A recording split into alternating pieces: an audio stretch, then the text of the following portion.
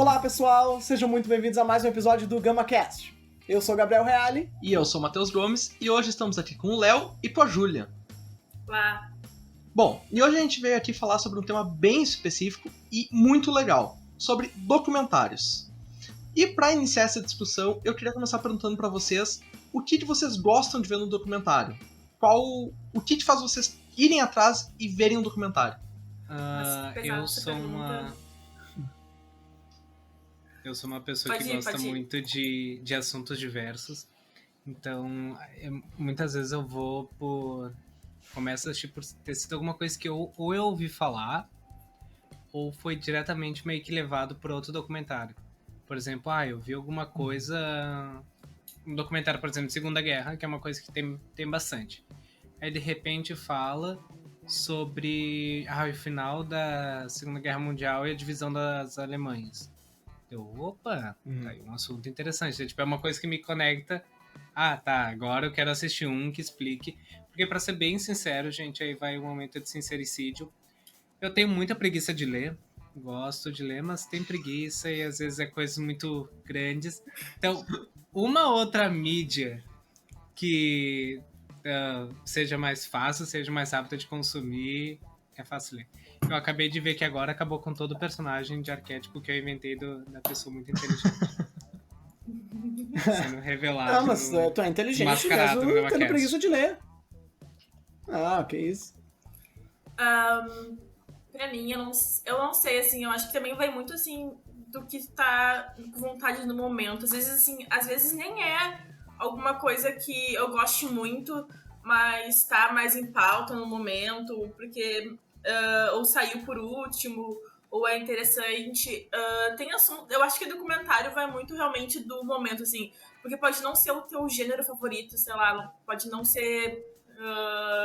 Como assim? A gente tem preferência por ver filmes, né? A gente tem preferência por ver filme de terror, por ver filme de drama, e documentário eu acho que não. Acho que é uma coisa muito mais, assim, do factual, sabe? Eu sinto que às vezes é algo que tá mais em pauta no momento, daí tu vai lá e assiste pra entender sobre aquele assunto, ou pra ver como é que funciona. Às vezes não é tão em pauta, né, como o Léo falou, sobre a Segunda Guerra, mas é um assunto que tá sempre voltando à tona. Então acho que tem mais pra mim tem mais essa coisa assim de ser o que é factual no momento. Pra mim vai muito de acordo com o que eu uso pra escolher um filme que eu esteja a fim de ver. Bem o que o Léo falou, assim, é um assunto que eu gosto, algo que me chama atenção, e eu acho interessante, assim, a gente às vezes buscar um certo assunto, vamos supor, da Segunda Guerra, né, e assistir um filme que trata a Segunda Guerra, tipo Resgate do Soldado Ryan, e assistir um documentário, que é um gênero totalmente diferente do filme de guerra, ele traz uma abordagem diferente, uma linguagem diferente, então é bem isso, assim, são assuntos que eu gosto, e aí eu tenho interesse em ver eles pelo viés de um documentarista, sabe? Mas também existe uma outra forma que eu faço pra escolher quando eu quero ver um documentário, que é quando vai ter o Oscar, né? Que eu assisto todos os documentários do Oscar, então também pode ser qualquer assunto eu vou assistir. Por ser do Oscar e querer ver qual vai estar lá, né? Mas quando eu tô de bobeira, assim, eu escolho basicamente desse jeito. Né, eu ia falar isso, assim, a minha época de ver documentário é a época do Oscar. Eu não sou muito fã de documentário, eu não gosto muito, na verdade, eu tenho um pouco de preguiça por um documentário. E aí, geralmente é na época do Oscar. O site fala pré-lista de 15 documentários do Oscar, eu vou atrás daquilo ali, na verdade, e essa é a minha sessão documentário do ano. Volta e meia acabo vendo uma coisa que outra, assim, que me chama atenção.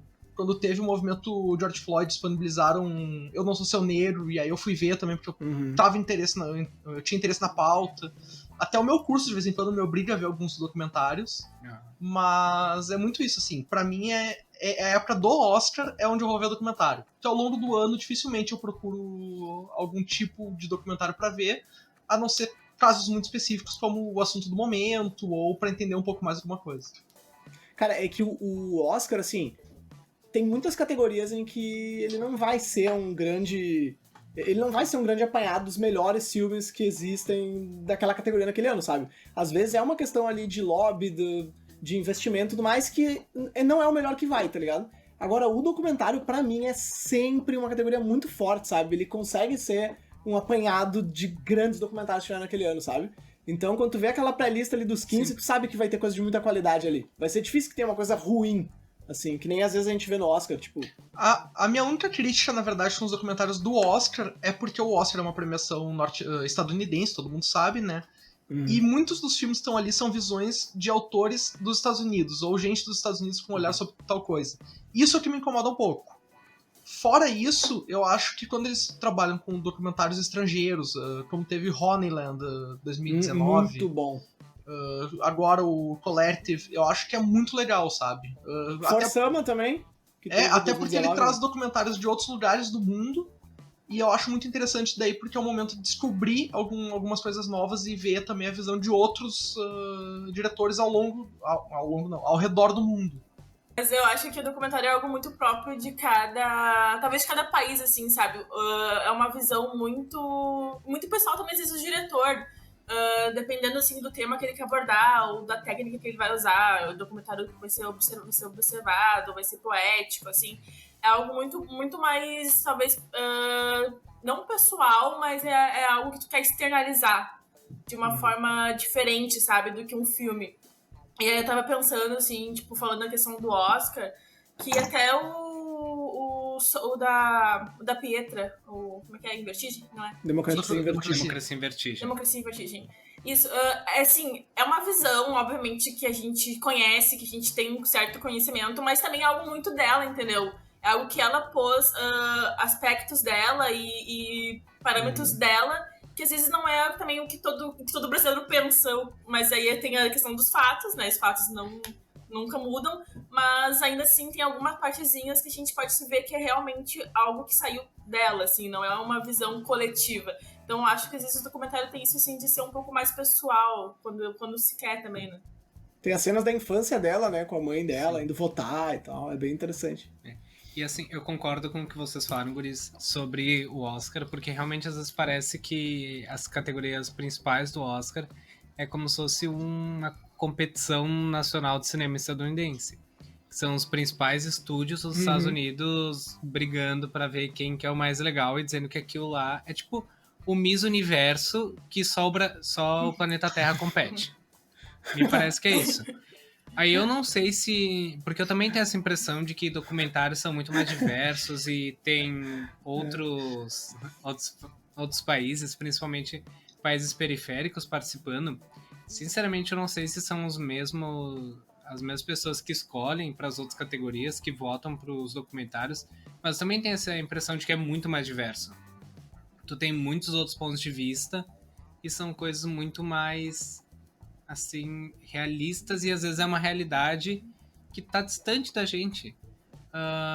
Teve uma vez um documentário que era um curta também, agora não vou lembrar de qual ano que era, mas era Period, End of a Sentence, que falava sobre 2018. um coletivo de mulheres na Índia, eu acho que era na Índia, que fazia absorventes para as meninas da região, porque quando elas acabavam menstruando, tipo, isso excluía elas do convívio em sociedade. Então, tipo, é uma coisa que, pô, eu não conheço nada da realidade das mulheres indianas, principalmente daquela região. E tá ali no Oscar, que é a maior competição. Isso que a Júlia falou também, isso é muito próprio do documentário. Porque o documentário, a gente estava até conversando antes em off, que ele faz uma narrativa da visão do documentarista de algum fato que está acontecendo ali na realidade. É como se fosse nós vendo e analisando algo pelas lentes do documentarista. O próprio documentário, A Democracia em Vertigem, ele mostra ali uma coisa que aconteceu, que foi, eu considero o golpe de 2016, tem gente que não considera, e paciência, né? Vamos sair no soco depois. Em que é a visão dela mostrando como aquele sonho de que tudo ia dar certo, que a gente ia conquistar rios e mares com a democracia, que a gente ia respeitar as instituições burguesas e não precisa tanta diferença de classe, não sei o quê. Tudo cai assim praticamente um ato falho. Porque pelo que ela traz no documentário, foi uma briga de interesses. Tu assistindo o documentário, tu sai com a ideia de que, ok, aconteceu uma briga de interesses, ali dentro do Congresso, a presidenta Dilma está sendo retirada do poder por causa disso, todo mundo muito triste, grava uma cena das faxineiras lá do Alvorada varrendo a escada, elas falam, eu não ligo muito, não sei, eu acho que pra mim tinha que ter uma outra eleição, ou eu não tô dando bola muito pra isso.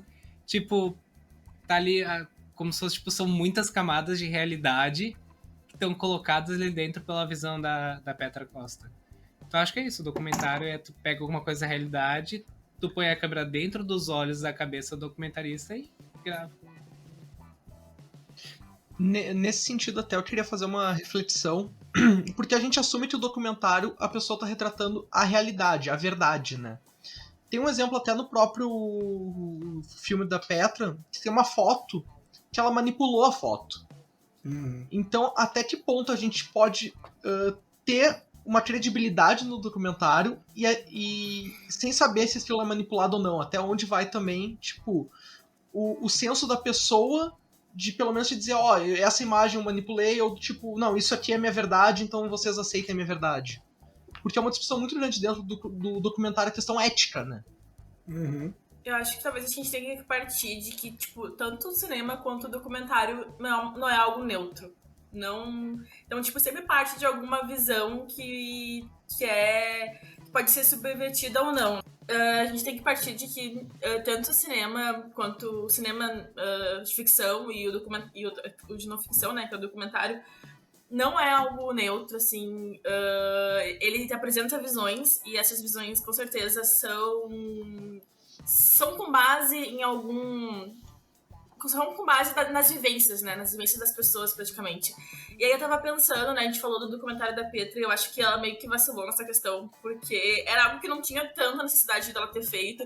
E aí já tem esse sentimento de ser algo fake, e que eu acho que isso que às vezes quando os documentários partem pra esse lado, já meio que me perde. Eu prefiro muito mais que tenha uma visão mais realmente realista, sabe? Eu não gosto que tenha interferência do diretor. E quando ela faz essa interferência, eu acho que perde um pouco, né? Mas eu também lembrei, tipo, do primeiro documentário que é considerado meio que um primeiro documentário, né? Que eu até anotei aqui, que era o Nanook, se eu não me engano, que é sobre os esquimós. Isso aí, eu não tinha visto. Você tava com coisa aí. Mas enfim, tipo, esse próprio documentário é um documentário que ele foi meio que feito, sabe? Tipo, uma ficção. Porque, né, tem a história de que o diretor, acho que você pode falar melhor até que eu, mas o diretor perdeu algumas cenas do documentário e ele teve que refazer o documentário. Então, assim, existe essa linha muito tênue entre a realidade e a ficção, sabe? E o documentário, ela fica ali no meio, sabe? Só pra pegar só que a Júlia falou, realmente o Nanook, ele foi todo gravado como documentário sobre a vida dos esquimós, só que na volta no barco o diretor perdeu parte dos rolos. Então ele pegou o barco, voltou lá e pediu pros esquimós reencenarem o que ele tinha gravado. Então ele dirigiu os esquimós dizendo, agora vocês caçem aquela baleia ali, faz favor. E aí eles iam lá e caçavam, porque eles já tinham feito isso pro documentário, só que como ele perdeu, ele foi lá e fez de novo. Só que aí, tipo, ele dirigindo uma cena, basicamente, que era, agora vocês vão ali com os cachorros e fazem tal coisa. Porque, cara, que coisa curiosa. Porque parte dos arquivos ele ainda tinha, e ele tinha que gravar o que ele tinha perdido. Então ficou uma coisa assim. E também o interessante, além de não haver neutralidade nos documentários, é como tu consegue ter duas visões bem diferentes sobre o mesmo exemplo. Sobre o mesmo evento. Agora a gente tá falando da Petra Costa, do Democracia em Vertigem. Saiu também no NetNow, acho que era, o documentário Alvorada, que conta exatamente sobre os mesmos eventos do impeachment / golpe, só que gravados da perspectiva do Palácio da Alvorada. Então, tipo, mostrando os corredores, mostrando a cozinha, como acontece. E, tipo, cara, é uma dinâmica completamente diferente. Porque a Democracia em Vertigem, tu termina de assistir o filme, tu pensa, cara, eu deveria ter pensado em suicídio na época. Porque, olha, parece que a vida ali acaba. Parece que o brasileiro não vai ter mais nenhuma alegria depois disso. Tava um pouco certo, o brasileiro nunca mais teve felicidade depois disso, mas foi por outros fatores também. Aí, o da Alvorada, tu pensa, pô, mano, essa galera parece tipo meus tios. Estão conversando ali, todo mundo meio velhinho, assim, conversando e se juntando, de repente aparece o Lula aqui ali, tu vê tipo, cara, essa galera tava presidindo, tava governando o país, tava ali num processo E tá tudo acontecendo ali, o pessoal sentado conversando, encomendando almoço pros funcionários e marcando viagem. Isso é uma realidade que a gente não consegue ver. Esse é um bom documentário, tipo, traz outros pontos. O Realmente, que se tu falar isso, eu vou... Só Fala! porque... Não, é só porque é comentar em cima do Alvorada também, que o Léo falou.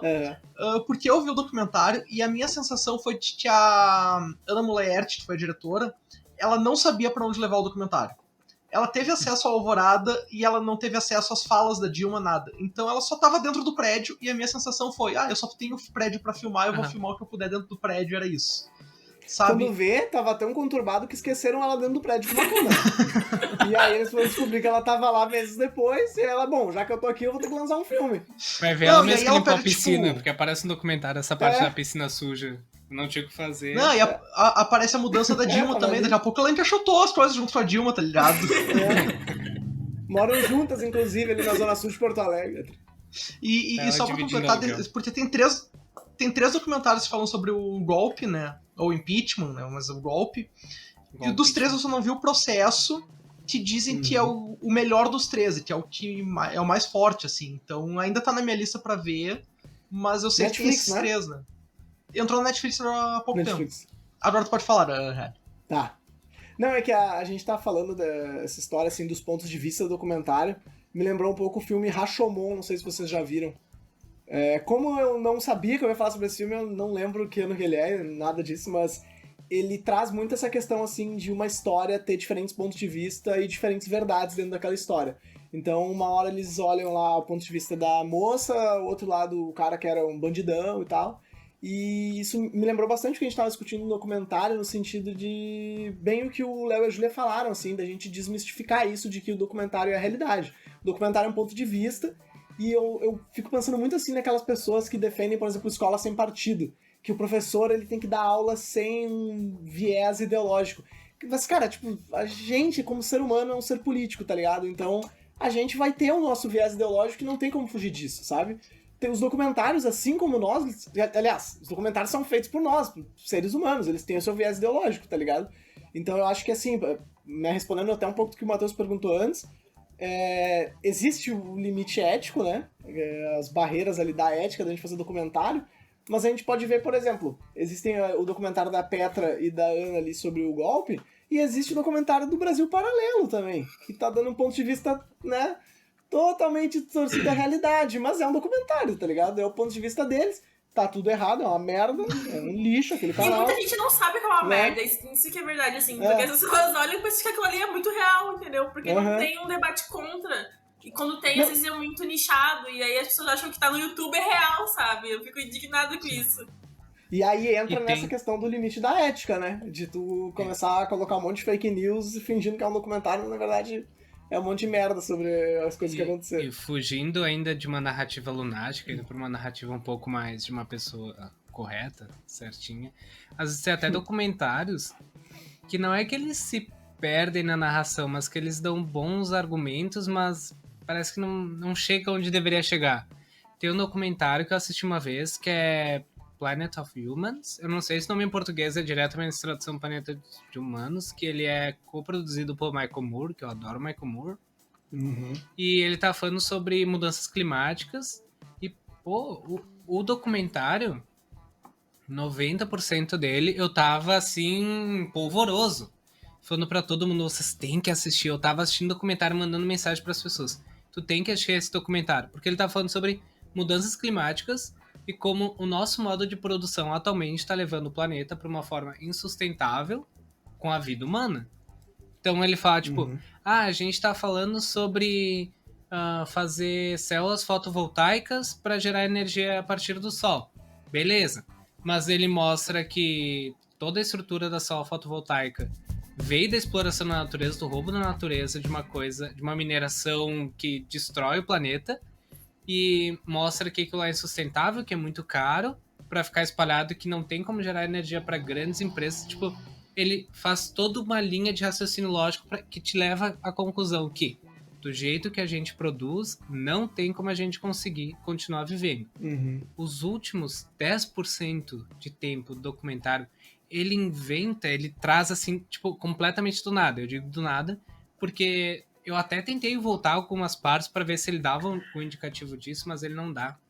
Que é que o problema é a superpopulação. Do nada, ele descarta tudo que foi falado até aquele momento para falar que o problema é que tem muita gente no mundo.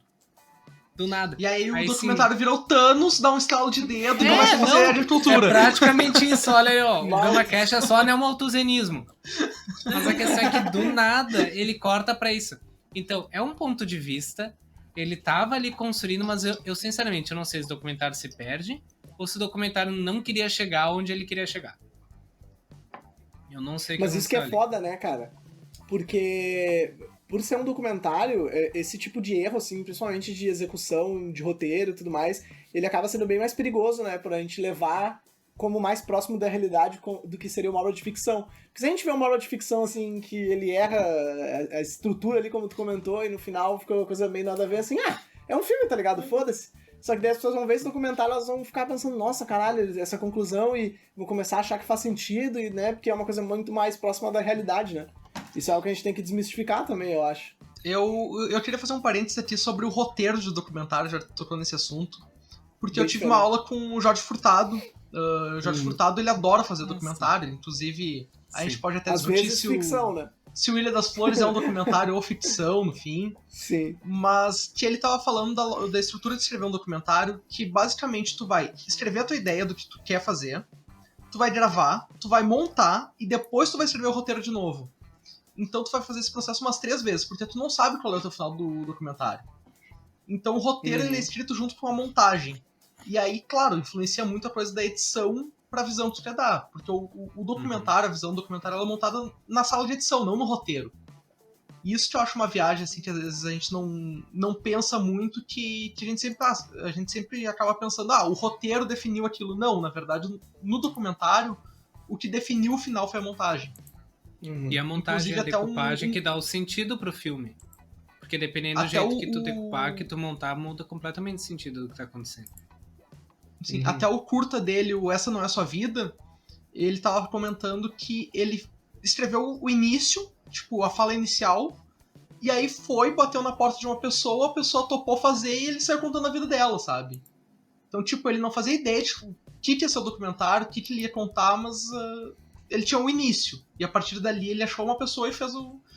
Então acho que o documentário também tem muito disso.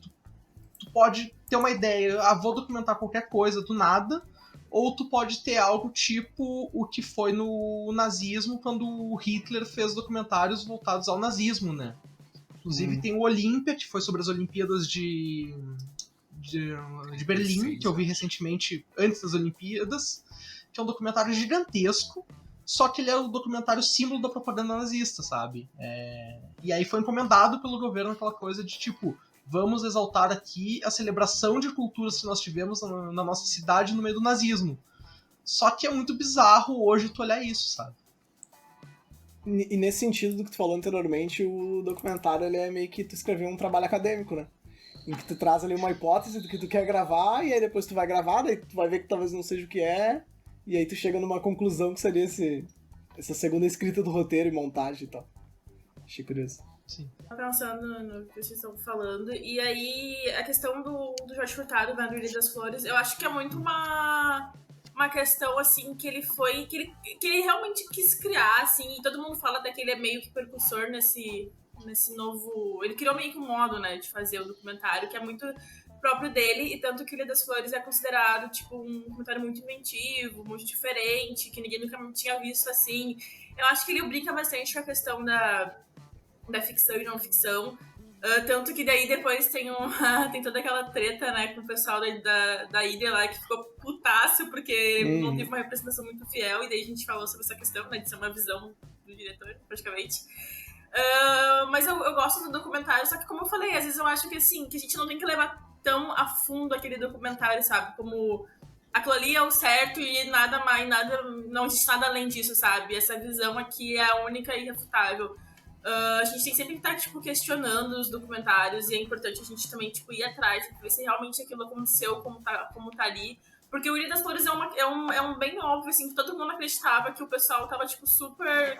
Caramba, esse pessoal aqui tá sofrendo, tá em condições horríveis. É óbvio que tem uma condição ali ruim, Mas não é tudo aquilo que a gente vê, né? Eles tanto ficaram, por isso que eles ficaram bem putos, com razão, né?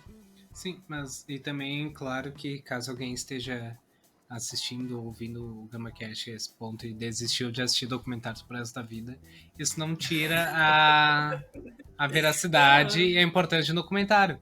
Porque tudo que a gente vive são narrativas. Porque a menos que todo mundo tenha visto o mesmo evento acontecer e ter todas as informações do evento, a gente vai ter narrativas. Agora a questão é que o quanto tu vai acreditar, o quanto vai ter fidelidade nessa narrativa. Não, sim, tanto quando eu tava fazendo meu TCC, um tempo atrás, eu estudei um pouco um documentário que foi o 13ª Emenda, pra escrever. Eu abordei sobre ele no meu TCC, pra falar sobre Moonlight e tudo mais. E aí, tipo, eu realmente fui atrás pra entender se aquilo ali era real, se aquilo ali tava sendo assim. E o documentário, ele tem uma base muito forte, aquele documentário. Faz muito tempo que eu vi, então eu não vou saber dizer muito bem, assim. Mas ele tem uma base muito forte e tem pessoas qualificadas, sabe? Isso que eu acho muito legal, porque são pessoas qualificadas e que tem ali uma história por trás contando os fatos, sabe? Contando o que significa realmente a 13ª Emenda nos Estados Unidos. Então eu acho que, tipo, o documentário não é ruim, sabe? O documentário é bom e a gente tem que sempre ver documentário. Eu acho que talvez a gente tenha falado um pouco assim, porque tem isso, tem aquilo, mas a gente gosta, sabe? Exatamente. Inclusive, o documentário tem vários gêneros dentro dele, né?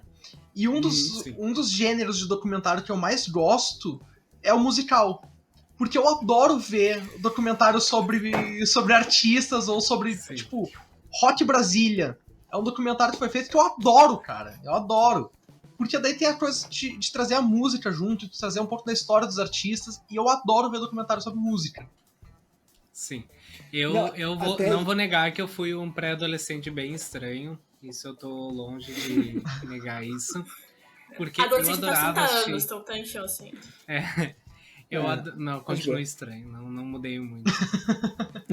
Eu adorava assistir Discovery Channel e National Geographic. Então, nossa, eu assistia todos os programas, todos os documentários. E um documentário que, obviamente, porque hoje eu faço física, me influenciou, foi todos os documentários científicos, principalmente a série documental Cosmos, do Carl Sagan. Acho que todo mundo que foi pra física, astrofísica, meus colegas, também, assim, o Carl Sagan mora no nosso coração, porque ele trouxe coisas que a gente não imaginava, tu nem sabia, tu não fazia a menor ideia, daquele jeito dele lúdico, bonito, com uma musiquinha que dá sono, mas, assim, é encantador. Então, mora no meu coração um lugarzinho especial, documentário científico.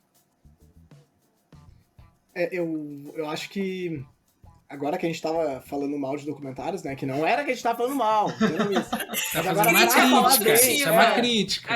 Não, agora, pra falar bem dos documentários, assim, até um ponto que eu queria citar, que eu acho bem legal, é que eu sinto, assim, a gente fez um GamaCast há um tempo atrás que era do terror como reflexo da sociedade, né? Pegando ali os filmes de terror e surgimento de vilões, de situações e tal, tudo mais. Quem não ouviu, tá lá no YouTube ou no Spotify, podem ouvir. Não lembro qual é o número do episódio. No YouTube tá rolando um cardzinho aqui pra clicar e vai direto pro episódio. Clica aqui, ou aqui, ou aqui, ou aqui. Acho que aqui não, mas aqui com certeza. Tá no canto esquerdo. Aqui. Tá no canto esquerdo superior ali. Não, mas algo que eu vejo, assim, que é interessante dos documentários, que... Parece que pro documentário é mais fácil a gente fazer essa conexão com algo da realidade ou com algo que a gente quer estudar da realidade do que o filme de ficção, né? Porque às vezes o filme de ficção, ele tem toda uma linguagem ali... Vamos pegar um exemplo pra ficar mais fácil de entender o que eu quero dizer. Eu estudo geografia, né? Eu vou estudar, por exemplo, sobre a Síria, tá ligado? Existem diversas maneiras de estudar sobre a Síria, mas eu quero estudar através de filmes. Se eu assistir um documentário, por exemplo, For Sama, eu vou ter aquela representação da realidade, que é, no caso, dentro de um hospital e tal... que tá retratando a guerra por aquele viés, tá ligado? Se eu for ver um filme, ele vai ter muitos outros elementos além dessa realidade que eu tô querendo ver no documentário, entendem? Daquele ponto de vista. Ele vai ter muitas vezes ali uma mise-en-scène ali, que é algo mais relacionado à arte mesmo. Ele vai ter mais uma dramatização, na verdade. Uma dramatização, exatamente. E é um outro tipo de preocupação também, né? Com diálogos, o cenário, com a luz e tudo mais. E às vezes ali no documentário ele é algo mais cru, assim, sabe? Ele pega aquele ponto de vista, ele traz aquela situação e tu consegue refletir sobre ela. Tem muito também, assim, alguns filmes específicos em que acontece alguma coisa. Tem o Lembranças, aquele filme com o Robert Pattinson. Não sei se vocês já viram. Já. Eu vou dar um spoiler agora do final do filme, tá? Robert Pattinson, No final do Crepúsculo, filme, um abraço pra Camila. falando novamente sobre o Robert Pattinson no Sim. episódio que não foi ao ar ainda, a gente falou do Robert Pattinson. Mas esse filme, eu não lembro nada sobre o filme. Nada. É uma história de drama lá, uma coisa qualquer. No final do filme, spoiler agora, hein? Spoiler agora. Quem não viu esse filme quer ver, Triste. não veja. Eu vou falar, se alguém quiser que eu não fale, eu falo. Ele sai de casa lá e ele vai pra um lugar. E esse lugar que ele vai é as Torres Gêmeas no dia em que o avião bate nas Torres Gêmeas e ele morre, tá ligado? Ele morre porque ele morreu lá nas Torres Gêmeas. Então, tipo assim, eu não vou trabalhar nos Estados Unidos, geografia ali dos Estados Unidos e terrorismo e não sei o que, com esse filme, tá ligado? Não vou, porque não faz sentido. Ele tem ali uma contextualização, mas eu não vou fazer isso porque é uma pequena parte do filme, tá ligado? Então tem muitas outras partes assim na ficção que no documentário às vezes é mais fácil de ser trabalhado, de ser analisado e tal. Acho que isso é um ponto positivo. Não sei se falei muita merda, mas é normal, eu falo muita merda. Não, e uma outra coisa então, já que ninguém falou nada, eu gosto de como os documentários eles têm uma diferença de técnicas assim, um pouco semelhante ao que o Matheus falou, mas não tanto de gênero, mas de técnica. Porque antigamente a gente via muito documentário que mostrava imagens com a fala de fundo. E era muito documentário feito assim, tá ligado? E o Léo, ele citou ali, por exemplo, o Period. Cara, o Period, ele é um filme de ficção. Tipo, ele só pegou a câmera e começou a gravar, tá ligado? Eles poderiam ser atores ali, a gente nem sabe, tá ligado? Poderiam ser. Mas é uma forma totalmente diferente, assim, não tem muitos diálogos por cima, é uma coisa muito mais de vida real, um documentário mais humano, assim, né? E eu gosto como existem essas diferentes maneiras de serem feitas. Aí a gente pega o Ilha das Flores, tem aquela parte lá do polegar direito, não sei o que é super inventivo, assim, super original. Então eu gosto muito de documentário por isso, assim, a gente nunca sabe o que a gente vai encontrar. Sempre tem uma possibilidade de encontrar uma coisa bem diferente, bem original, próprio da linguagem, assim, né, do documentário. E nesse ponto até tem uma coisa que eu acho engraçado, porque tem um documentário e aí criaram um gênero, o mockumentary. Que eu acho fantástico. Eu adoro. Maravilhoso, é muito inteligente. Inclusive, eu adoro O Que Fazemos nas Sombras. Eu dou muita risada vendo esse filme. Porque é maravilhoso, cara. É um documentário que tu sabe que não é um documentário de verdade, né? Pra quem não conhece o termo, é um documentário que tu sabe que não é um documentário de verdade, ou seja, uma ficção que eles estão tentando representar um documentário. Eu acho isso muito incrível e muito genial quando é bem feito, sabe? Então, é um gênero também que eu gosto, às vezes mais do que o próprio documentário. Eu vou ficar devendo o nome só porque, mas é um documentário, um mockumentary da Netflix, que é uma série, eu acho que teve uma temporada só, que acontece uma pichação na escola, eles desenham um objeto fálico, e daí tem todo um guri, aluno da escola, ele começa a fazer um documentário para descobrir quem que foi que fez. Muitas reviravoltas e eu não vou chegar até o final. Como é que é? É o American Vandal. Tem duas temporadas. Esse mesmo. Nossa, é muito bom. Sim, essa temporada é muito boa. É muito bom, sério. Tipo, eu juro, assim, que eu tava criando o documentário. Eu tava muito dentro, assim. Eu tava tipo, meu Deus, isso super tá acontecendo, tá ligado? Porque os caras, eles são muito bons, sério. E a série foi cancelada, tipo, tem 2 temporadas. E aí foi cancelada na Netflix, por quê? Não sei. Pra botar quanta coisa merda lá na programação deles. Barraca do Beijo 3, né? Mas tipo, eles fazem, é muito inventivo, é muito divertido, é muito legal, sabe? E tu realmente compra o documentário, então é muito, muito massa, assim, e toda a treta que rola na escola pra descobrir quem tá fazendo aí, quem tá fazendo os desenhos é muito legal. Eu só ia comentar, né, que tipo, tanto que o mockumentary tipo, migrou além do cinema, sabe? A gente tem séries que imitam, sabe? O The Office, que é um próprio, que é muito divertido também. Então assistam, quem não assistiu, já assiste The Office. Viu? Então, assim, é algo que, tipo, extrapola, porque é muito divertido, é fácil de fazer e as pessoas acham que se divertem bastante fazendo. Tem até alguns curtas premiados. Que é bem fora da realidade, né? Seguem essa temática. É verdade. Disponível no YouTube. Não, grande Gama Festival. E eu queria falar até sobre, porque às vezes a produtora trabalha com a ideia de fingir que é um documentário de verdade, né? E eu lembro muito de ver notícias, pesquisando um pouco sobre quando saiu A Bruxa de Blair nos cinemas. Porque eles venderam o filme como um documentário de verdade, que as pessoas realmente morreram filmando o negócio. E na época tinha notícias das pessoas que acreditavam que era um documentário de verdade e tudo mais. Então até nisso, assim, os mockumentaries, quando ele é bem vendido, com atores não famosos e tudo mais, ele é mais interessante ainda porque ele gera dentro da sociedade um debate do se aquilo realmente aconteceu ou não, o quanto as pessoas acreditam ou não. Então acho que esse é um ponto do mockumentary também que eu acho muito legal. Eu acho que isso merece um GamaCast. Merece um GamaCast. Melhores mockumentaries. Mas assim, até falando assim sobre a questão do documentário, tipo, por que a gente gosta de documentário, eu tava pensando nisso ainda. E eu acho também porque é muito fácil tu gostar de tu assistir um documentário sobre alguma coisa que tu nem é muito ligada e tu começar, tipo, a curtir aquela coisa, sabe? Eu lembro que faz tempo, na verdade, eu falar esses dias, mas faz um ano. Eu assisti The Last Dance, que é sobre o Michael Jordan, né? Quando ele jogou nos anos 90. E assim, tipo, eu não conheço quase nada de basquete, tenho pouca noção de basquete. E aí, quando eu vi o documentário, eu fiquei tipo, meu Deus, isso aqui é muito perfeito, isso aqui é muito massa, tá ligado? Eu quero, tipo, ser muito fã agora do Chicago, eu vou ver todos os jogos da NBA. Chicago é muito ruim. Não, é por causa dele, por causa do Michael, né? E aí eu tava pensando assim, nossa, eu vou, tipo, ver toda a NBA agora, eu vou...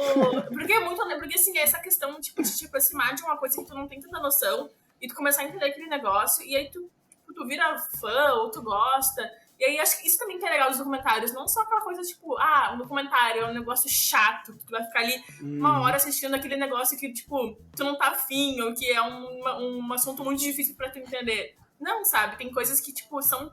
que tu consegue entender, que tu consegue compreender e ainda se divertir, sabe? Não, e pode ter muitas emoções no documentário. O documentário, ele não precisa só retratar ali a realidade, um pouco menos fiel, e não passar nenhuma emoção. Tem um documentário que eu acho que tem na Netflix, sim, que eu acho muito bom, que é Cuba e o Cameraman, que é um eu tô louco pra ver esse. documentarista estadunidense que ele viaja várias vezes para Cuba, em vários momentos diferentes da história cubana, no final do século XX. E assim, o documentário é muito bom. Porque como tu vê várias fases, ele entrevista as mesmas pessoas, ele vai até as mesmas pessoas. Parece que tu vive o que aquelas pessoas estão vendo. Então tu fica feliz com as conquistas, tu sorri quando tu reencontra. Aí ele desce na ilha e ele começa a pedir para as pessoas, sabe onde é que tá fulano? E tu fica com medo, ai meu Deus, aquele fulano era velhinho. Ai, faz 15 anos que ele não voltou, será que ele faleceu? E daí tu fica naquela apreensão, tu chora, tu sorri, tu comemora, tu fica irritado, tu fica contente. Um documentário, ele é um filme, ele traz a realidade, mas ele traz sentimentos, ele pode fazer refletir e se emocionar ao mesmo tempo. Só em relação ao The Last Dance, eu adorei porque eles mostraram também a coisa do Michael Jordan do Space Jam, que pra mim foi o ponto alto do documentário. E sobre o Cuba Cameraman, eu tive alguns problemas com esse documentário. Eu vi, só que eu não consegui me envolver com ele. E aí tem um outro ponto do documentário também que, nesse sentido de sentimento, ele gera irritação. Algumas vezes nesse documentário eu me sentia um pouco irritado vendo. Eu não sei explicar bem o porquê, mas tinha alguma coisa nele que me deixava meio desconfiado, sabe? E um pouco estressado com a narrativa que se criava. Então, o espanhol do cameraman. Que o espanhol dele era bem ruinzinho. Era isso que te deixava incomodado. Isso também, isso com certeza... Isso com certeza. O cara tentando falar com o pessoal ali foi difícil no início. Pelo menos ele falava espanhol, né? Imagina. Sabe que estadunidense, né? Pra falar outra coisa que seja em inglês é um parto, né? Consegue ver a legenda também, é difícil. Bom, e aí eu queria perguntar também nessa coisa de documentário de gênero. O Léo já falou aqui que ele é grande fã, e eu gosto muito também do Michael Moore, que ele foi um cara que começou a introduzir um pouco de comédia nos documentários, né? Uhum. E isso dá uma leveza também para assuntos muito sérios. E aí eu queria ver de vocês a opinião mesmo, se vocês acham que ter essa leveza em assuntos sérios, assim, ela ajuda ou ela atrapalha. Porque pra mim é um jeito de conectar com o grande público também, com quem, tipo, não quer ficar só vendo aquele, tipo, por exemplo, Tiros em Columbine, que é um negócio muito pesado, sabe? mas ele trata de um jeito, algumas vezes até meio leve, tu consegue ir bem no ritmo do documentário. Ele ritma muito bem os documentários dele. E aí esse ponto da comédia, assim, do quanto isso ajuda pra ver um documentário, porque ele foi o cara que introduziu isso, na verdade, né? Antes dele, dificilmente tu via alguma coisa nesse sentido. Então, rapidamente, eu acho que o documentário, eu vejo ele como um gênero, como outros também, outros gêneros cinematográficos, né? Então, pra mim, vai muito daquilo de que quando eu vou ver um documentário, o que eu tô querendo ver naquele momento, e eu não sinto muito um efeito, assim, do tipo, um documentário ter comédia, ele é mais leve, então ele é mais fácil de ver ou não, sabe? Pra mim, depende muito daquele momento que eu tô vendo. Só que eu não gosto quando as pessoas desmerecem documentários porque eles não são muito chocantes ou não vão mudar a tua vida, assim. Eu vejo muito isso, do tipo, esses documentários mais sérios, assim, serem documentários que são life changers, assim. Nossa, parecia muito empreendedor agora. Mas que vão, sabe, que vão mudar a tua vida, que vão te trazer uma nova visão e tal. Cara, às vezes é um documentário que tem um tom de comédia. A gente pode ver, agora no Oscar mesmo, o The Mole Agent, agora não lembro como é que era o nome em espanhol. Mas, cara, ele era um documentário ali que era... O cara chegava num asilo ali, tinha a filha de uma das idosas ali no asilo, ela tava preocupada e tal. E ele tem um tom ali de comédia, assim, a relação entre eles é uma coisa bem gostosa de ver, assim. E, cara, é um baita documentário, tá ligado? E então eu acho que, assim, eu não gosto, assim, de, por exemplo, o pessoal criticou muito o Professor Polvo. Cara, tinha uma narrativa dele ali, sabe? Era um documentário sobre um polvo. Era um documentário sobre um polvo. Mas era um documentário legal. Ele tem a sua importância, tá ligado?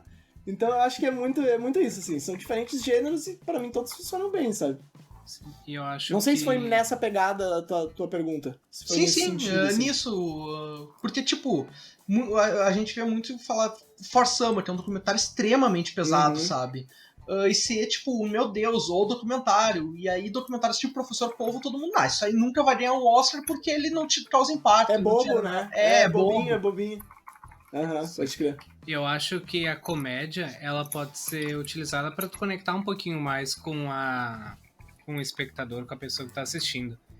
Porque nem sempre vai ser um assunto... Porque, assim, a gente pensa documentário, pensa, aquele filme que é passado na escola. A gente sabe que quando é passado na escola, nem sempre o estudante tá... o estudante vai gostar muito. Então, eu acho que a comédia acaba atraindo um pouco mais. Claro que com ressalvas, eu acho que nem tudo dá pra fazer piada, porque eu não quero rir no comentário sobre o Holocausto. Mas eu acho muito importante. Por exemplo, Michael Moore. Eu gosto muito do Michael Moore. Várias pessoas criticam ele porque ele tá meio fazendo as coisas um pouco enlatadas. Mas eu acho ele muito legal. E ele trabalha muito com humor. E isso serve muito pra conectar e passar. Porque, por exemplo, o documentário dele, que é o meu favorito, que eu até tinha anotado pra recomendar, é o Roger e Eu. Que ele, basicamente, é como o sonho americano e acabou. Como o capitalismo chegou numa nova fase que abandonou a cidade de Flint na Michigan, acho que eu não lembro agora qual era o estado dos Estados Unidos. Cara, se tu fala isso pra uma pessoa, a pessoa não vai querer assistir o documentário. Porque tu não vai querer ver uma cidadezinha cuja principal empresa abandonou a cidade. Eu sou de Caxias do Sul, lá tem muitas empresas grandes, então isso é um medo geral. Tu não vai querer assistir um documentário sobre isso. Mas aí tu começa a assistir o documentário, ele faz aquela piada, aquela comedinha com humor ácido, isso envolve, tu pensa, eu vou assistir até o final, eu estou interessado e eu vou refletir e pensar, será que eu não vivo numa Flint do futuro? Será que essa grande empresa que tá aqui, tá recebendo um monte de subsídio, será que ela não vai pegar e vai fugir pro México, vai fugir pra Índia? É muito interessante. E tem um livro dele que eu li também, do Stupid White Man, e até eu ler o livro, eu achava que só o Brasil tinha problema. Porque eu nunca imaginei que os Estados Unidos teria, assim, problemas tão escancarados como ele falou, naquele jeito dele, daquele humor ácido. E, pô, conectou comigo. Eu, como brasileiro, me senti identificado. Então, eu acho que é uma forma de fazer essa ponte, de fazer as conexões e deixar a pessoa mais interessada. Eu acho que talvez, eu concordo com vocês, eu acho que nem sempre precisa ter um tom de comédia ou ser tipo, menos pesado. Até porque, às vezes tem coisas que denotam realmente um tom mais sério, assim, pra gente discutir. E aí também nessa pegada eu também tava pensando em alguns documentários que eu assisti e que o assunto era mais sério, mas também o tom não era tão assim, sabe? Daí eu lembrei aqui do documentário sobre a política de filho único na China, né? O One Child Nation, se eu não me engano, porque eu não sei se tem nome em português. Que assim, conta a história de uma mulher que ela é chinesa e ela foi para os Estados Unidos, daí ela volta para a China para contar a história da família dela e como ela sempre foi prejudicada por ser a filha mulher da família. Mesmo sendo, tipo, a mais velha, mas ela nunca, tipo, teve os direitos e os privilégios que o irmão dela tinha, por ser o filho, o homem da família. E ela conta, assim, ela tá contando realmente, não é um documentário de observação, é um documentário realmente de narrativa, e ela tá contando, e ela conta, tipo, de uma forma muito leve sobre um negócio que é da família dela, que é da vida dela. E ela faz essas entrevistas, e ela vai falando nas entrevistas com as pessoas, e, tipo, ela não tem um tom pesado, sabe? Ela tem um tom, tipo, de, ok, isso aqui tá acontecendo, isso aqui aconteceu, e eu vou contar, tipo, como aconteceu, sabe? Mas não de uma forma também que tu vai ver, tipo, pessoas, tipo, ela chorando, coisa assim, sabe? E é um documentário bem pesado, assim, porque ela fala sobre a questão também, tipo, que eu não sabia que existia, que nem o Léo falou, tipo, a gente acha que só o Brasil tem problema, mas não. Que é a questão que também quando as meninas chinesas nasciam, elas eram abandonadas, ou elas iam para doações, ou até mesmo abortadas antes de nascer, quando sabiam que eram meninas. Então, tipo assim, é um tema muito pesado, mas que eu consigo ver e entender que tem uma certa leveza em como a cineasta tá contando, sabe? Não, é legal ver esse ponto de vista, assim, de como cada um vê os documentários, né, principalmente o tema, eu acho que influencia muito em saber se ele pode ter uma leveza um pouco maior ou se ele vai acabar sendo muito pesado, né? Como ela falou, a gente não vai brincar com assuntos muito sérios também. E uma coisa que eu guardei pra falar lá no início, fiquei até agora e não falei também, que daí é uma coisa de contexto, de documentário que eu queria falar um pouco, é sobre o Dziga Vertov, que ele foi um pioneiro na Rússia, assim, da coisa do cine verdade, do cine olho. Que ele tinha uma técnica de documentário que ele dizia que era pra ser a técnica de documentário de todo mundo, que é apenas mostrar o que tá na câmera sem interferência externa, sabe? Que isso a gente comentou um pouco já, de tu ligar a câmera e só deixar ela ali mostrando o que tá acontecendo, sem tu editar, sem tu atuar, sem tu fazer nada. E nisso ele fez... tá super em moda hoje, né? E nisso ele fez, tipo, muitos jornais pro Partido Comunista mesmo. Então ele ia nas cidades pequenas mostrando documentários sobre como era a vida comunista na capital e tudo mais. E eu acho que isso foi um ponto de discussão e que acabou... Hoje a gente já distorceu muito do que era isso, né? E a gente sempre vai acabar voltando nessa discussão da ética do documentarista de botar a sua visão. Eu tava vendo no Oscar um dos curtas indicados que fala sobre os protestos em Hong Kong. Cara, aquele documentário, eu não tinha nada a ver com o tal do documentário. Eu tava vendo só porque tava no Oscar, sabe? E eu fiquei indignado com a visão que o cara mostrava. E eu acho que o documentário, pelo menos pra mim, ele mostra... É um jeito de acessar também um pouco a visão do outro lado que eu não concordo, do oposto, sabe? Porque eu não vou ver um livro, eu não vou ler um livro sobre isso, eu não vou ficar no YouTube procurando coisa, eu acabo pegando trechos de um documentário pra ver o que tá sendo dito como verdade. E esse cinema verdade, esse documentário verdade, eu acho que é o ponto principal de uma discussão quando a gente fala de documentário, né? Que é saber até onde a gente acredita, até onde a gente não acredita, e aquela coisa do jornalismo, buscar as fontes. Eu acho que sempre buscar outros lados da história, sabe? Não se apegar só naquilo e acabar procurando outros jornais, outras fontes de notícia daquele mesmo ponto. Cara, mas isso é algo assim que a gente até aborda na geografia, no sentido de espaços ausentes. Por exemplo, eu, como futuro professor, como é que eu vou trabalhar a vegetação da Rússia, por exemplo, tá ligado? Eu nunca fui na Rússia, não sei como é que é a vegetação lá. Eu não vivo lá, sabe? Eu não sei como é que é no dia a dia e tal. E eu acho que o documentário, assim, principalmente o documentário Verdades, que tu comentou agora, ele é uma forma da gente abordar isso, assim, né?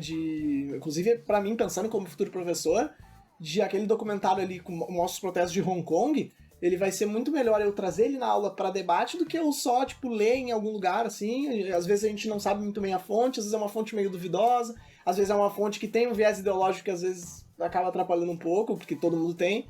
Então, também de usar esses espaços ausentes e usar como fonte, né? O documentário como fonte de análise, pesquisa e tal. Acho bem relevante.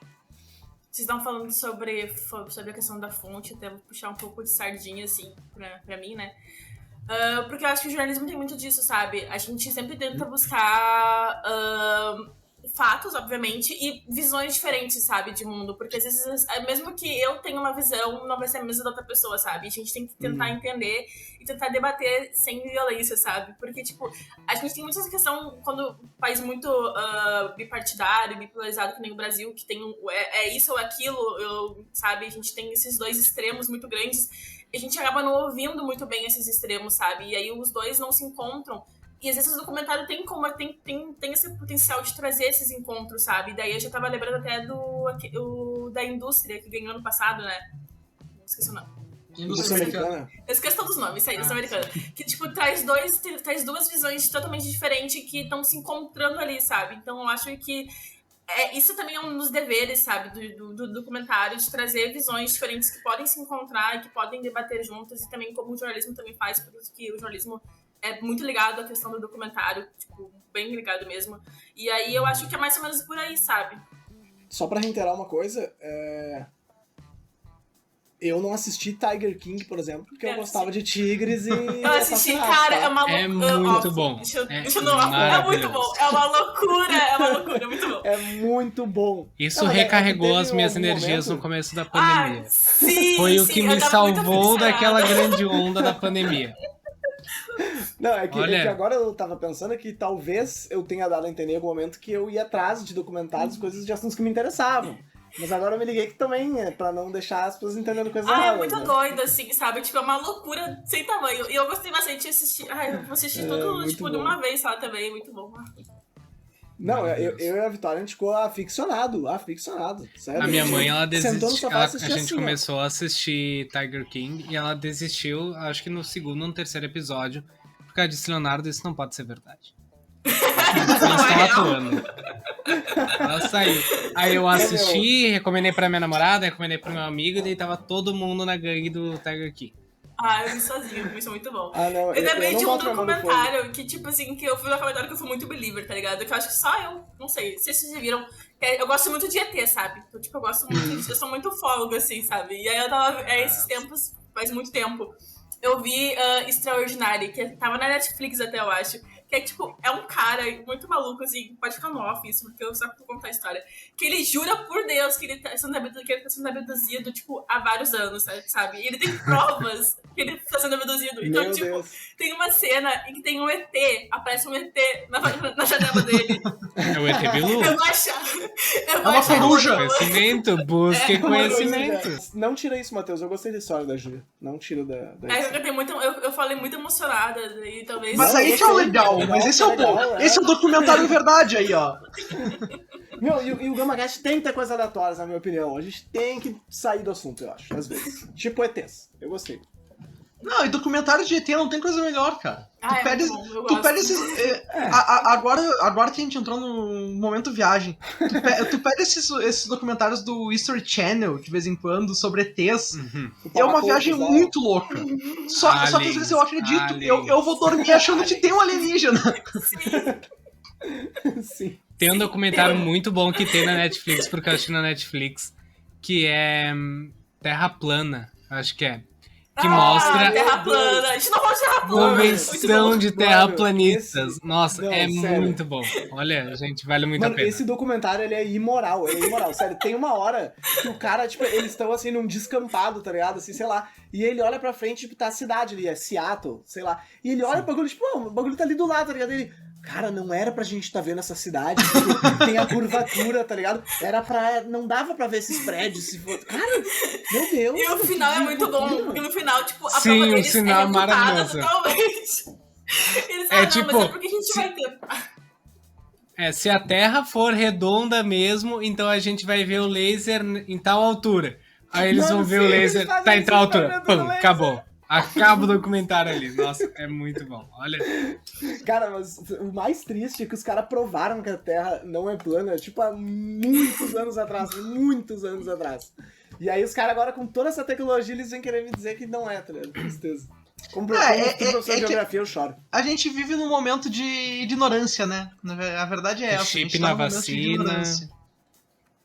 Não, sabe o que é o mais foda? Defender o Agora óbvio. que nós vamos falar de teoria conspiratória, eu vou falar. O mais foda é que assim, ó, não adianta a gente provar que tá errado, velho. Porque parece que quando a gente prova que essa teoria da conspiração tão errada, parece que eles ficam mais aficionados ainda. Tipo, porque não existe mais uma verdade. Tipo, a gente pode ter provado e falar, não, mas eu acho que não, tá ligado? Eu acho que, sei lá, na realidade, não era pra estar vendo aquela cidade ali, foda-se. Ô, Gabriel, eu difícil. não sei se você sabe, mas vou contar uma teoria da conspiração aqui, que o GamaCast não existe. Não existe o GamaCast. Não. Cara, não brinca prova comigo, que eu não existe, durmo vai, depois. prova que existe, não tem como. Não existe, é verdade. Esse episódio a gente não falou nada, inclusive. Não existiu. Eu acho que a gente encerra o GamaCast aqui agora já, né? Nesse momento, Ô, meu, o GamaCast não. não existe. Pum, acabou. Essa viagem ficou muito bom. A gente começou falando de documentário, terminando de teoria conspiratória e alienígenas. Mas é porque os documentários da History Channel, por exemplo, eles são isso, né? Eles são bebem dessa teorias da fonte, né? conspiração. Eles bebem dessa fonte legal. Então antes da gente ir pra nossa famosa rinha de filmes, eu só queria falar um último ponto aqui que eu acho meio essencial, se tratando de cinema brasileiro, inclusive. Que a gente tem, a gente falou de filmes de fora e tudo mais, a gente não citou Eduardo Coutinho, porque a gente esqueceu até o momento. Eu ia citar na minha discussão, mas... Que é o grande nome do documentário nacional, né? E aí tem um preconceito muito grande com filmes nacionais, já, no geral. E eu considero que hoje o que o Brasil faz de melhor é documentário. Eu acho que o que o Brasil faz de melhor em termos de audiovisual hoje é documentário. E eu queria deixar isso registrado e citar aqui no GramaCast, porque tem muitos documentários muito bons e é impressionante o quanto ninguém conhece os documentários, sabe? E o quanto é difícil ter acesso a eles. Eu recentemente vi Auto de Resistência, que é um documentário do Rio de Janeiro sobre os policiais dentro de favelas e as denúncias de bala perdida com criança. É muito pesado, é muito forte, é muito bom. Tem o Central também, que é aqui de Porto Alegre, sobre o Presídio Central, que eu custei a achar, eu consegui uma cópia com a diretora do filme, e também é um documentário muito bom, e que pouca gente tem acesso, pouca gente conhece, mas eu acho que é o que o Brasil tem feito de melhor hoje no cinema, é o cinema documentário. Então eu queria fazer esse parênteses aqui antes da gente ir pro final, porque eu queria registrar isso da minha opinião particular, pelo menos. Sim, eu e eu acho que eu ti. concordo com a tua opinião, realmente o Brasil... A gente faz filmes muito bons. Teve até um cineasta agora que faleceu esse último mês, que eu fiquei sabendo dele por causa de uma postagem, acho que era do Mídia Ninja, que a frase dele que colocaram era que o Brasil faz o melhor cinema nacional, faz o melhor cinema brasileiro. O Brasil faz o melhor cinema brasileiro. E é isso. Porque a gente tem um povo muito diverso, culturas muito diversas. Parece que aqui tá escancarado tudo que tá acontecendo, ao mesmo tempo em que é tudo muito sutil. E é perfeito pra tu pegar uma câmera e tu gravar o que tá acontecendo. Porque pra onde tu apontar hoje no Brasil, tu consegue tirar um documentário, assim, excelente, de muita boa qualidade. E eu acho muito importante, ultimamente, a gente rever a nossa história de forma documental. Porque é muito fácil nós encontrarmos documentários sobre a história da Europa, sobre a história dos Estados Unidos, sobre a história de qualquer outro país, mas... assim, nosso interessante é complicado, assim, chega a grande mídia. Eu tenho recomendação para fazer do filme da série documental na Netflix, que é guerrasdobrasil.doc, que são documentários curtos sobre grandes guerras que aconteceram no país. Então, tem um episódio da Guerra do Paraguai, tem episódio de resistências indígenas, tem, assim, são... vários momentos que eu acho que seria interessante para quem tá no poder que a gente esquecesse, mas tá ali para todo mundo ver, documentado, e é muito interessante, uma produção nacional e que eu recomendo, porque são episódios bem curtos, são muito bons, pra gente ver a nossa história mesmo. Acho que até esse sucesso do documentário da Petra, da Democracia em Vertigem, pode ser algo muito bom, assim, pra questão de visibilidade, né? documentário brasileiro, assim, até pra isso que o Léo falou da nossa história. Porque realmente, agora o Matheus falou, e realmente a gente é um dos países que faz documentários mais interessantes, assim, e trabalha muito com isso, mas as pessoas não tendem a ver isso ou reconhecer, né? Essa parte boa do cinema brasileiro. Acho que talvez, assim, indo pro Oscar é algo que chama atenção, tá ligado? Tipo, quer ou não, se falou muito de Democracia em Vertigem por ter sido indicado a Oscar, sabe? Talvez não se falasse tanto se não tivesse ido. Então, quando vê questão de visibilidade, seja algo bom, né? E eu não sei, a gente já tá indicando? O Léo não, indicou, ainda não, ainda indicar? não. Não, foi só pra... Eu só queria fazer esse parênteses do cinema nacional, até porque hoje, no Oscar, inclusive, o Brasil tem mais chance em documentário do que em filme estrangeiro, né? Ano passado até tentaram indicar o Babem, porque era outro documentário muito bom também. Não emplacou, mas eu acho que o Brasil a gente tem muito mais chance de conseguir alguma coisa no documentário hoje do que na categoria de ficção, de filme estrangeiro mesmo. E aí é um gênero que eu acho que o Brasil faz muito bem e é muito pouco falado. Ai, peraí. Rinha de filme! Como todo mundo sabe, né? Quadro aqui do Gama Casting, que ali está, Rinha de Filmes. Os integrantes debatem de maneira ferrenha sobre filmes sempre de qualidade muito, muito boa, né? A gente nunca trouxe filmes de qualidade duvidosa. Então hoje, como documentário, a gente escolheu... Um filme de qualidade duvidosa? Agora. Não, são 2 bons filmes. Eu vou escolher agora, tá, Matheus? Eu vou dar um Unidunité aqui na tela. Pode ser? Vai. O Léo, ele vai defender o filme Democracia em Vertigem, dirigido pela Petra Costa. E a Júlia vai defender o filme Professor o Polvo, grande vencedor do Oscar. Cara dela. Grande vencedor do Oscar 2020 aí, que eu, sinceramente, não lembro o diretor. 21. 21, é verdade, é verdade. 21. Não, Oscar 2020, 21 ano que vem. Não. 21 foi esse ano. Mas não é no ano depois? Ih, agora me Não, peguei. ano que vem é o Oscar 22, cara. Ah, claro. É o ano da cerimônia. O filme é de 2020 verdade. E a cerimônia é 21. Isso. Tá, é o filme de 2020, então. Sabia que eu tava certo. Então, que eu me esqueci agora o nome do diretor, mas também, cara, é lá da... Tipo, nem é do Brasil, tá ligado? É do National Geographic. Nem é do Brasil. Azar. Tá. O Léo vai primeiro. Vai. Valendo! Onde você estava em 2016? Petra Costa estava trancada no quarto chorando.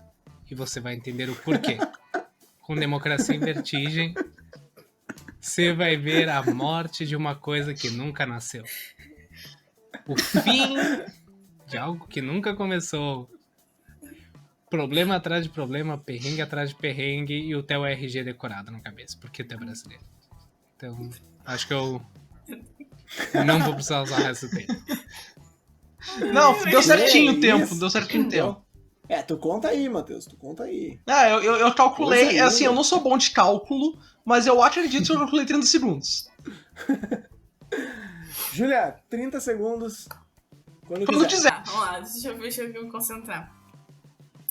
Se a gente quiser ver uma relação abusiva, a gente pode ver Senhor Polvo, porque é a história de É a história de um cara que acha que... Eu tenho que defender o filme, né? Eu esqueci disso. Que isso? Ai, cara, eu cheguei a falar de bom do filme, eu não sei. Da fotografia, será? Não, é essa a defesa. A defesa é o relacionamento abusivo de um cara com o povo. Tá. Não. E aí acabou. E tivemos, acho que na temporada... Deixa eu formular então, peraí. Tá. Vamos tirar essa chance, porque senão a gente teria a primeira vitória na rinha, né? Isso é raríssimo. Quando quiser. Tá, vamos lá. Senhor Polvo é um filme que tem uma fotografia muito legal e mostra a relação entre a humanidade e a natureza de uma forma bem íntima e bem perturbadora até, mas eu acho que tem gente que provavelmente vai gostar. Eu não gostei, mas se vocês gostarem é isso. Ela falou mal do filme das duas vezes. Eu não consigo, não sei o que falar. Bom, não, tudo bem. Aqui a gente tem pela primeira vez na história uma vitória de um filme na rinha, porque não houve defesa do outro lado, houve apenas críticas. Não, confesso que gosto disso, gosto também quando a gente julga o filme que a gente tinha escolhido. Até porque a Júlia não queria falar do filme quando foi sorteada já, então verdade. Ali tu já via que ela não queria.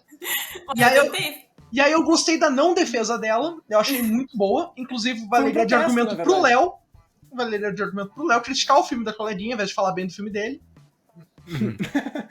Ou criticar seu próprio filme também. Agora vale tudo. Na verdade, ganhou vale o filme. Tudo na rinha. Ganhou o filme em que Petra Costa estava no seu quarto chorando. É um fato isso. Bom, então é isso, vamos chegando ao final. Aquele bloco famosíssimo que é a nossa rinha de filmes já foi. E agora a gente vem aqui com as indicações. Cada um vai indicar um documentário maravilhoso, ou não sabemos ainda. E eu, na verdade, eu vou roubar uma ideia do Reale, de uns blocos anteriores. Óbvio, né? Que ele falou que ele não ia indicar um filme, mas sim um festival. Que ele indicou Fantaspoa. Então eu não vou indicar um filme, eu vou indicar um festival, que é o festival É Tudo Verdade. É um festival brasileiro, só sobre documentários. Sai muitos documentários bons ali. Inclusive documentários de fora também passam, tipo o Collective estreou no Brasil no festival. E muito bom, inclusive. É um festival que eu acho muito interessante, assim, pra quem gosta de documentário ou quer ter algum contato com o gênero. Eu acho que é um festival muito importante, muito interessante, que ele é brasileiro, ele é muito reconhecido no mundo inteiro, muita gente fala sobre esse festival, e eu acho que até nesse momento de pandemia eles fizeram as 2 últimas edições online, gratuitas, então se ano que vem for assim também, eu acho que vale pelo menos dar uma espiada, acompanhar um pouquinho, porque é muito importante, assim, não só pro cinema nacional, pra nossa cultura, como também para conhecer os documentários que a gente tem feito e ver que realmente é um cinema diferente e muito bom. Posso indicar 2, Matheus? Pode. Eu abro é um bônus. Eu abro essa sessão aí. Tá. Eu gostaria de indicar um documentário brasileiro chamado Estou Me Guardando para Quando o Carnaval Chegar. Ele é muito interessante, principalmente do ponto de vista geográfico, que é o ponto de vista que eu vejo ele, né? E ele fala ali sobre os moradores de uma cidade, me fugiu o nome agora da cidade, é a cidade de Toritama, em que existe uma fortíssima produção de calças jeans, e eles ficam o ano inteiro produzindo as calças jeans para que quando chegue no carnaval eles consigam viajar pra praia e tenham seu momento de lazer e tal. E o viés geográfico, assim, a questão do trabalho e as relações de trabalho é uma coisa super interessante, assim. E é também um documentário brasileiro de fácil acesso.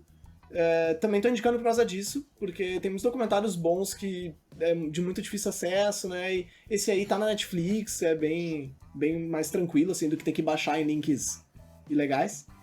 E eu também gostaria de indicar aí por um viés de conhecer uma realidade através de uma situação, assim, que é o Forsama, porque tem uma cena do Forsama que eu nunca mais vou esquecer na minha vida, que quem viu sabe qual é, e todo mundo fala a mesma coisa porque é algo inacreditável que foi gravado ali, e é bem importante também por esse viés geográfico de conhecer espaços que a gente não tá acostumado e através da visão daquela pessoa, que é algo bem interessante. Só um adendo... No caso é sobre a guerra na Síria, né, enfim. Só um adendo que não é qualquer um que vai conseguir ver, é um documentário muito forte, muito pesado. Por isso que ele é bônus, E se preparem, porque eu fui criticado quando eu indiquei Incêndios e as pessoas foram ver e depois me xingaram que eu não dei esse aviso que era um filme complicado, né, então... É verdade, bem pensado. Inclusive essa cena que nunca vai sair da cabeça de quem assistiu esse filme é uma cena bem, é isso. Eu vou indicar 2 documentários também, seguindo a tendência. O primeiro é em homenagem ao meu amigo Leonardo Giasson, que tá assistindo o GamaCast. Um beijo. Grande Giasson. E é o documentário da Amy, o documentário da Amy Winehouse. Muito bom. Assistam, todo mundo.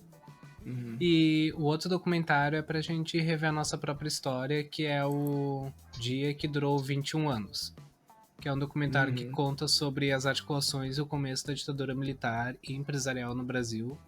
Então eu acho bem interessante pra gente ver até onde potências estrangeiras estavam articulando esse golpe, o que significou para o Brasil, que foram 21 anos de repressão e retrocesso, e mostrar pra gente ficar atento e forte. Então acho que são essas 2 indicações. Eu vou meio da contravenção de vocês, porque a gente tava falando, né, de documentário, às vezes é bom, ruim. E aí a gente fala do documentário que ele tem um viés muito bom e tem uma premissa que eu gosto bastante, que eu achei que seria bem melhor explorada, e não foi. Então acho que é bom a gente também ver coisas que a gente talvez não vai gostar tanto, que a gente criar um senso crítico, que é o Pray Away, que tá na Netflix também. É do Ryan Murphy, na real, é muito difícil explicar, mas é sobre cura gay. É sobre, nos Estados Unidos, nos anos 70, eles tinham toda essa questão de que existia cura gay, e aí tinha entidades religiosas que pregavam isso nas TVs, nas mídias, e várias pessoas foram afetadas por conta disso, e várias pessoas realmente acreditavam que podiam ser curadas, e aí eu acho que isso se reflete muito também nos discursos brasileiros que a gente vê hoje em dia. Então eu acho que é bem interessante ver esse documentário e tentar entender uma relação com o Brasil e com os discursos de cura gay que existem no Brasil atualmente. Mas falando assim, por que eu não gostei muito dele, eu acho que talvez porque ele é muito acomodado, e eu gostaria de ver uma narrativa um pouco mais corajosa, ou que fosse um pouco mais, sei lá, mais altruísta, talvez. E acho que faltou um pouco isso, mas é um bom documentário pra gente criar esse senso crítico, como eu falei. E também tem crítica lá no Fidedigno. Se quiser ver, mas é crítica. Olha aí. Cara, a Julia nesse episódio foi muito subversiva, eu achei incrível. Ela indicou um documentário que ela não gostou. Olha que coisa foda. Eu gostei dessa ideia. Eu vou usar essa ideia. Eu vou roubar essa ideia e vou fingir que é minha. É esse ou tem mais um que tinha falado que eram 2? Não vou indicar só esse, porque o outro o Gabriel pegou. Tá. Já que... Tudo bem que a gente tem um festival, vale por vários, né?